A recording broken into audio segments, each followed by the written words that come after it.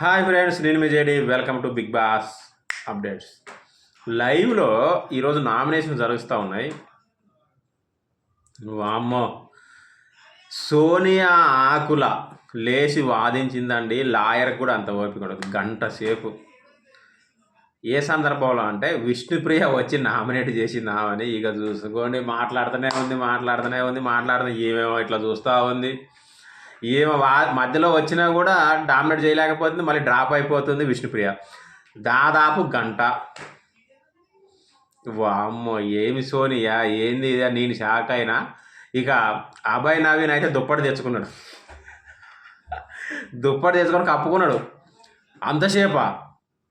అది ఇక hot star big boss చరిత్రలోనే రికార్డ్ అనుకోవాలి నాకు తెలిసినంత వరకు. మీకేమైనా అంతకుమించి వాదించిన వాళ్ళు ఉంటే ఖచ్చితంగా కామెంట్ చేయండి.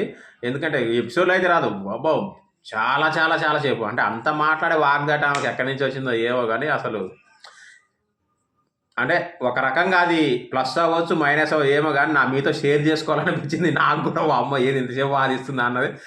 ఎనీవే, అంతసేపు మాట్లాడడం కూడా, వాటిని వాదించడం కూడా చాలా గొప్ప అనిపించింది. సో సోనియా ఆకుల గురించి మీరేమనుకుంటున్నారో కామెంట్ చేయండి.